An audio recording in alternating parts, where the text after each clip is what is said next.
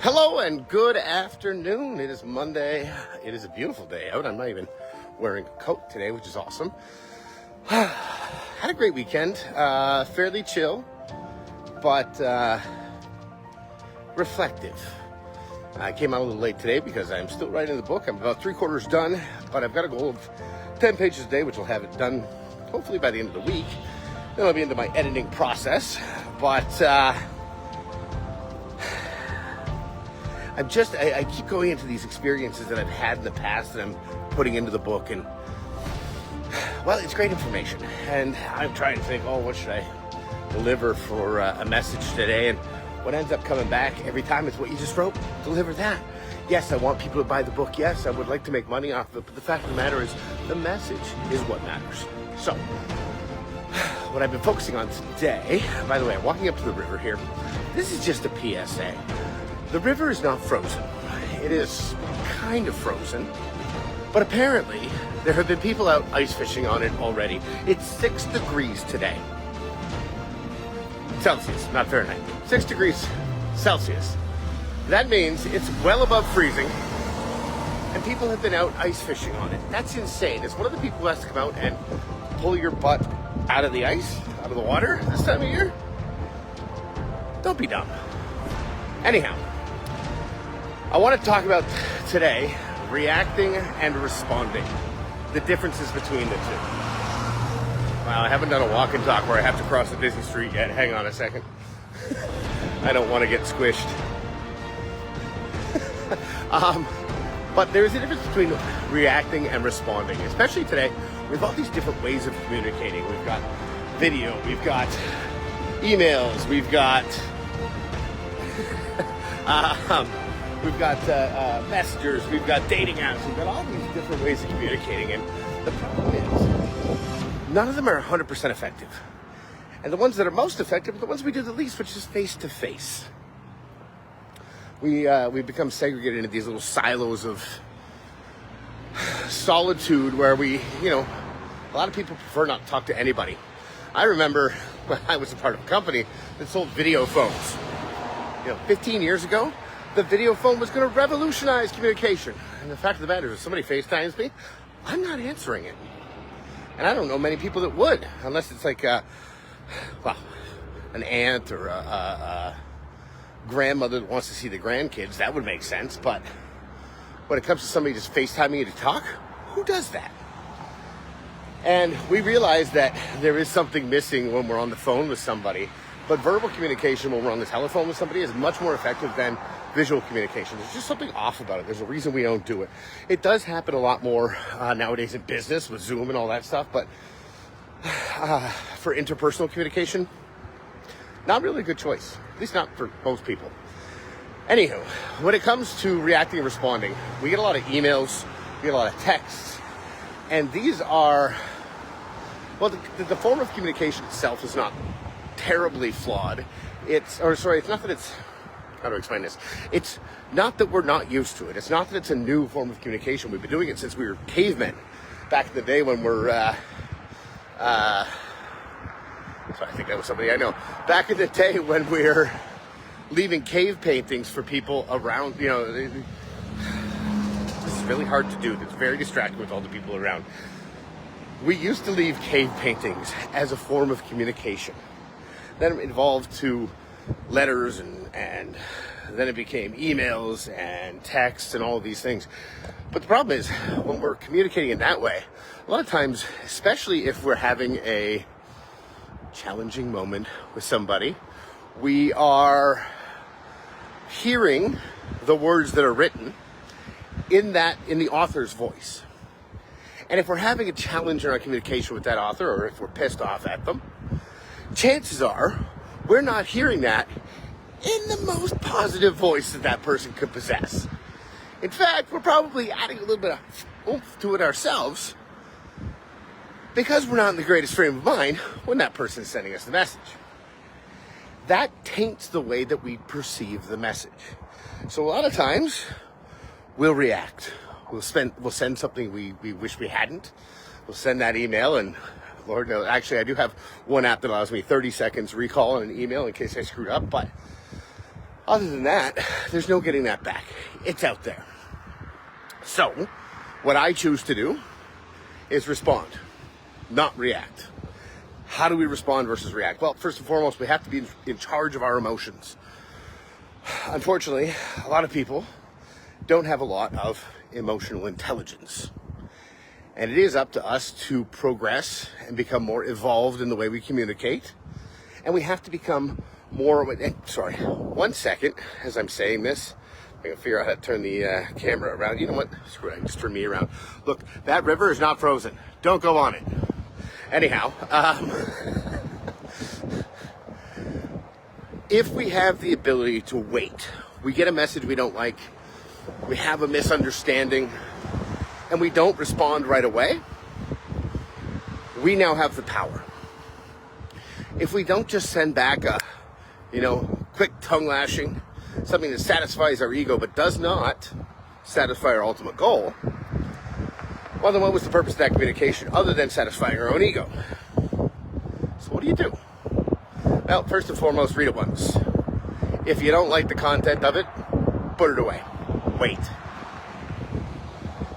Go do something else for a half hour. See, here's one of the traps that we fall into, that modern society does not give us enough time to respond to these things. You think about it, somebody sends you a letter back in the 1800s. Well, you're waiting weeks, sometimes months to get a response. Hey, thanks for that, Ray. Appreciate you, brother. And if we respond right away, then that person is now in charge of that communication. It was somebody I know. They drove back around. Hey, Rick, yeah. Rick Spanos, thanks for the hoodie, brother. Appreciate the swag. That's awesome.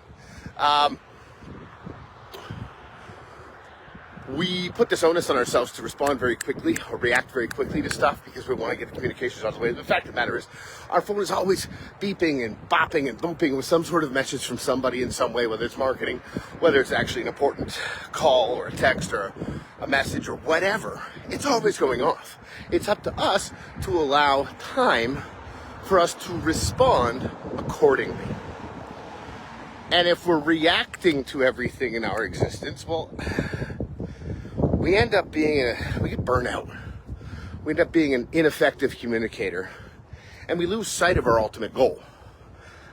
Hey, thanks, Jeff. Appreciate that, brother. Our ultimate goal is the most important thing in the communication. So slow down. Don't react. Go do something for a half hour. Then come back and reread that message and try and decipher. See if you could read it in a different tone of voice. Because that tone of voice that is used is going to elicit a different response from you. And even if they are still pissy and, they're throwing poison at you every time they send an email, you don't have to play along. In fact, it probably pisses them off more if you don't play along. If you respond and you're cool, calm, and collected. Also, as a side note, if you're doing it in an email or a text or anything like that, if it's written and nobody disagrees to what's being said, that can be seen as a legally binding contract. So, is there always time to respond later? Well, Nick, I would say absolutely. Now I'll give you an example. Okay, not always. There's always going to be an exception to the rule. But I'll give you an example. Even if we're face-to-face and somebody's expecting a response, but we're having a really negative interaction, I'll give you an example from my life. One that I was just writing about. Gosh, I'm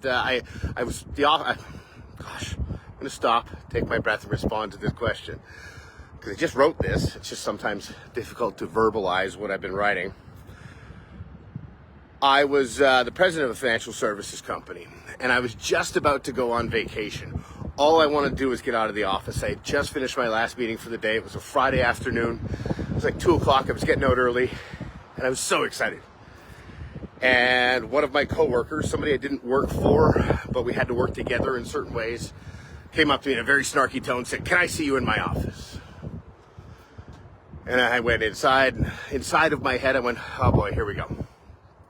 Now, What was my ultimate goal at the time? To get out of the office.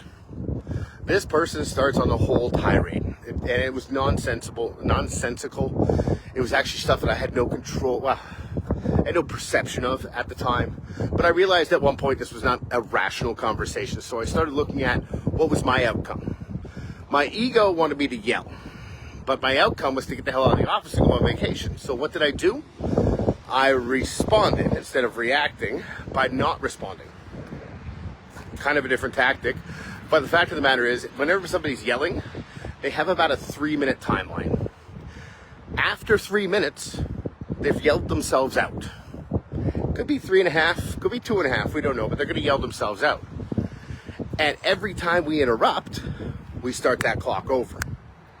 So my response and my answer to you, Nick, is there always time to respond later? 99% of the time, yes. And sometimes the best response is none at all. And I've definitely seen that in many instances. And that's one of them where she yelled herself out. I said, are we done? She said, yes. And I went on vacation. It was a shit vacation for the most part, but that's a whole different story. People try and force us into their stuff. But the fact of the matter is, we're in charge of our life, are we not? Unless I can tell for hours. Oh, you can yell for hours. I don't doubt that, Jeff. I don't doubt that. But, oh, that surprised me. But the thing is, people try and draw us into their stuff all the time. And we have to, as evolved thinkers and better communicators, understand that their emergency is not ours. Sometimes we do have to react, and that's what reflexes and knowledge are for. But the fact of the matter is, if somebody wants to yell at us, somebody needs an emergency right now, they say, that's not on me, that's on you. Your lack of preparation, your lack of preparation does not constitute my emergency.